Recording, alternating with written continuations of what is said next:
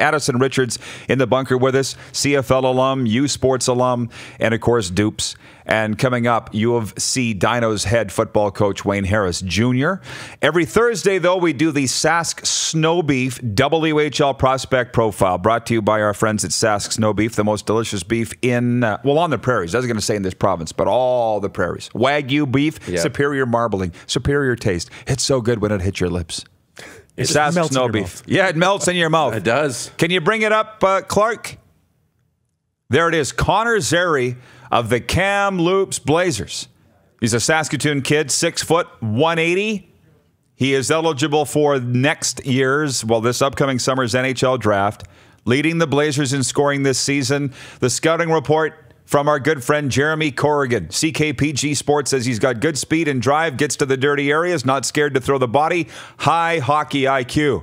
Sounds like the perfect player to me. Yeah, and they're going to be making their trip through Saskatchewan. I know they're going to be in Saskatoon and I think Regina, Moose Jaw, PA. So they're coming soon, later this month. When we get back from Houston, I think it's the weekend after we get back, they're going to be making their trip in before Christmas. Connor Zary of the Kamloops Blazers Saskatoon product is our Sask Snow Beef WHL prospect for this week.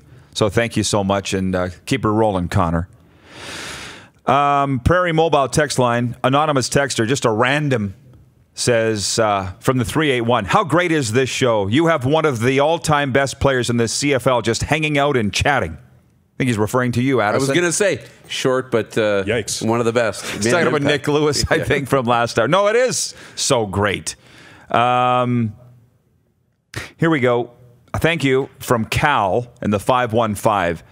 Mr. Rod Pedersen, thoughts on Jason Maas replacing McAdoo? Is this valid talk or take it straight out the door speculation? Your thoughts. Would he fit in with the Rough Riders? Thanks. Well, again, in the offseason, CFL coaches sit around like old women and just kibitz, right? It's just idle chatter, I think. Yeah. And that's cool. That's fun. You know, women call it gossip, men call it rumors. And the rumors that he's going to BC following Rick Campbell to BC to be the offensive coordinator of the BC Lions. I don't know what Craig Dickinson's history is with Jason Maas. It would appear nothing. I don't think they've ever been on the same staff together. And I don't think you can discount Craig Dickinson's supporter relationship with Stephen McAdoo. They won a Grey Cup together in 2015 with the Eskimos. They've been through the wars here together. This is not a move that Craig Dickinson would make lightly. Now, the general manager, Jeremy O'Day, does not have those ties. And from what I've known in my time, GMs have every bit as much hand in this as the head coach does. Not just here, but everywhere. So how much credence is there to Jason Maas coming to Saskatchewan to be the offensive coordinator? I would say not a lot. What does Lynch say? Where there's smoke, there's fire. Yeah. And there's smoke that Maas is going to the BC Lions. Addy, over to you, because you're in football circles more than me. Yeah, I would say it's probably going to happen where Maas is going to follow Campbell to BC. I don't see him coming to Saskatchewan. I think that McAdoo did enough this year, even though in the biggest game he made some questionable decisions, but I think that he did enough and probably earned the trust of Cody going through his first full season. I think to make a change at this point, it would be somewhat disastrous, and I think your earlier guest kind of had the same assessment where, you know, in the Grey Cup year, you want that continuity from the previous year.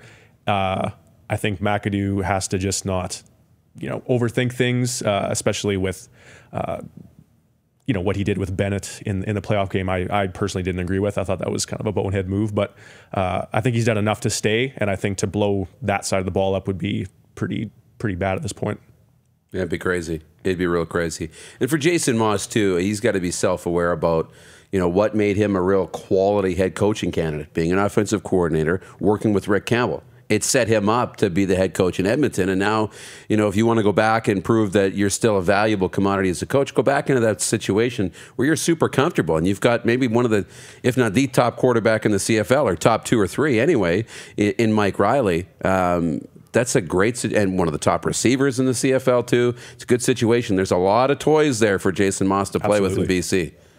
Yeah, but what about the fact the quarterback makes between 15 to 20% of the entire payroll and what it's done? I mean, Claybrooks was handcuffed by that, and whoever the next head coach was going to be handcuffed by that too.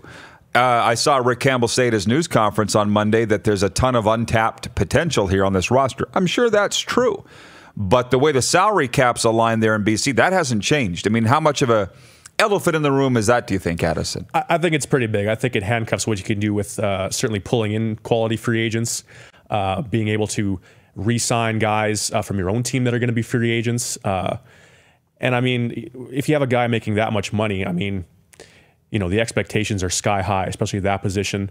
And, you know, seeing what he went through last year physically and just getting so beat up with not a ton of real support, you know, from his offensive line and whatnot, I think that is a big deal. I don't know what the terms are in terms, like if you can restructure or do anything like that in the offseason for a contract in the CFL. I don't know the ins and outs of that. Not unless the player wants to, and I don't think Mike Riley wants to. Well, I mean, hey, why not? You're going to get paid regardless.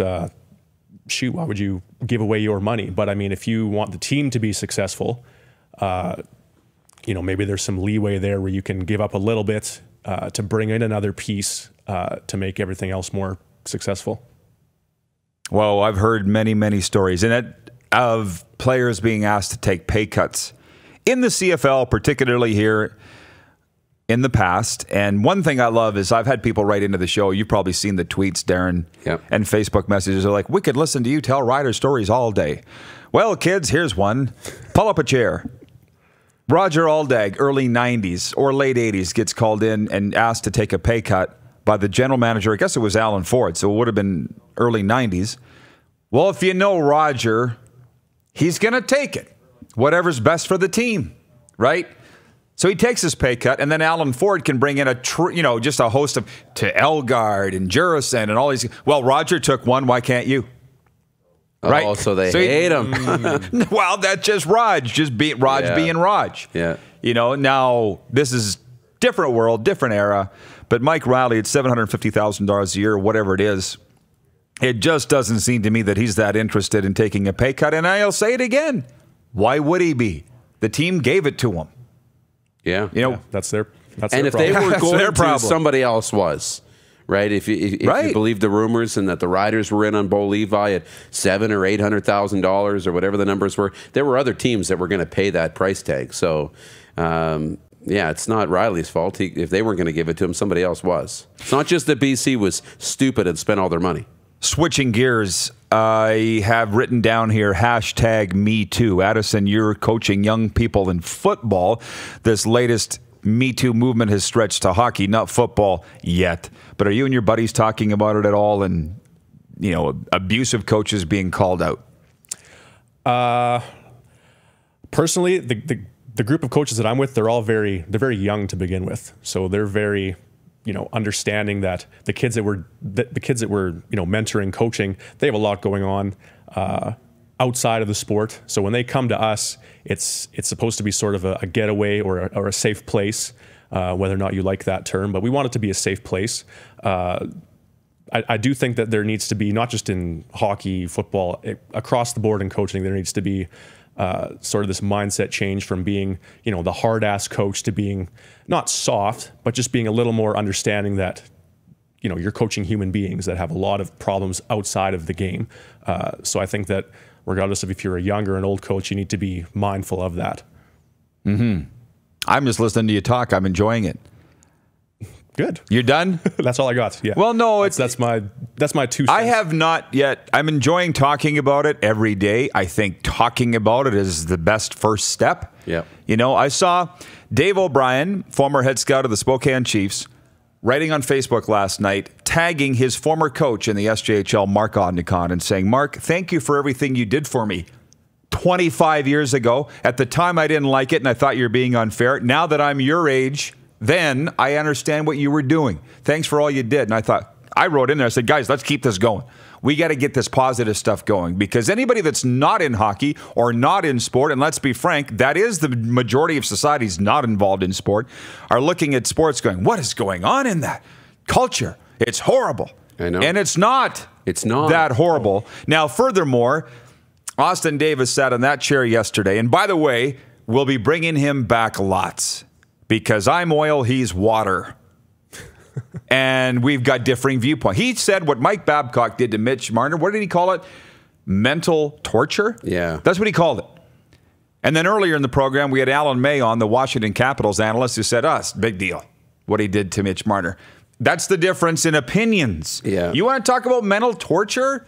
I'll talk to you about my friends from the Canadian Armed Forces. And I'll talk to you about what they've gone through and what just boot camp was designed to do, to make them mentally tough.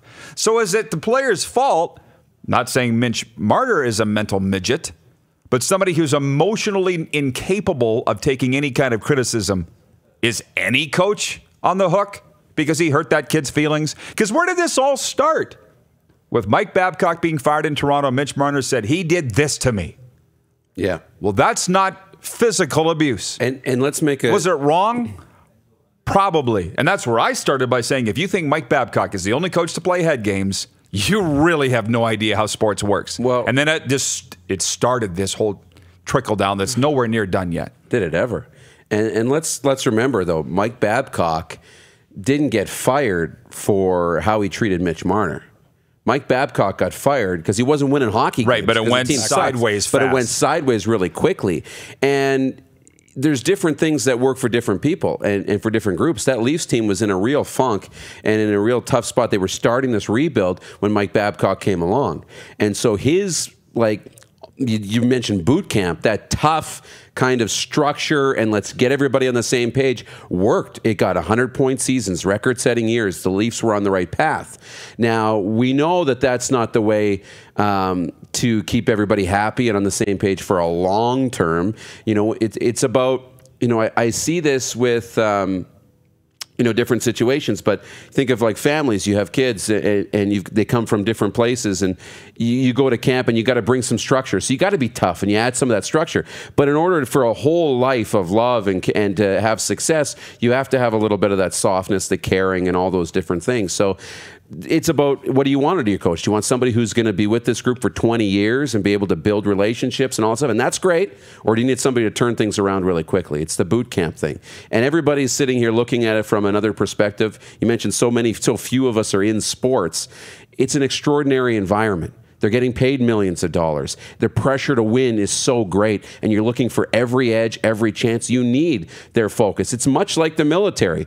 Your life is on the line in the military. So you better be tough and rigid and focused, and you're going to deal with, you don't have time to sit there and enjoy the moment or breathe the fresh air or look at the flowers. No, you don't. It's life and death. And the same thing with winning. You take one shift off or one period off or one workout off. You lose the game. That turns into lost revenue, and all of a sudden you lose your job, and now you're on the street. So it's a lot different than yours and my day-to-day life or day-to-day job. I'm really enjoying your analysis of that. And with the boot camp that the armed forces go through and the Air Force and the naval officers, I'm not sure if it's 6 weeks or 8 weeks. One of them was just telling me about it the other day.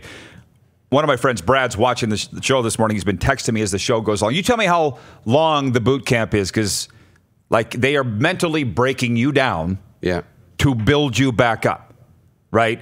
And for people that don't understand why I do not miss the sports world, it's always been that way, but it's way worse now because there's so much more pressure, because there's so much more money on the line. Yeah. And there's so less loyalty. You know what I'm saying? It was okay to deal with, and I'm just, for the most part, watching it, but I'm around these guys all the time, and it's not a lot of fun when they're losing. And part of the reason why I love it so much, this new life, being an ambassador for the SJHL, I wanted to fit this story in because you thought it was pretty funny last night. Yeah. So I'm in Notre Dame. You'll like this, Addy. I'm in Notre Dame. You must have played against Notre Dame in football back in the day. High school, I would think. Yeah, a little bit, yeah. You've been out there? So the Notre Dame Hounds are playing the Battleford's North Stars. And one thing I love doing is connecting people, bringing them together. So I have the Notre Dame Hounds broadcaster, Jamie Neugebauer. We're in the lobby of the rink. And my friend John Baker of the Battleford Stars walks up. And I'm like, John, come on over. You got to meet Jamie with the Hounds. And I said, Jamie, this guy, John, I'll tell you what, the North Stars wouldn't even be here tonight if it wasn't for this guy. And Jamie sticks his hand out and goes, what do you do with the Stars? He goes, I'm the bus driver. Wow. And John broke out laughing. He's like, you tell that every time. I'm like, it never gets old. They wouldn't be here without this guy. Yeah. He's a bus driver. That's so great. You're watching Rod Pedersen On Demand. For more of The Rod Pedersen Show, visit rodpedersen.com or follow Rod Pedersen on social media.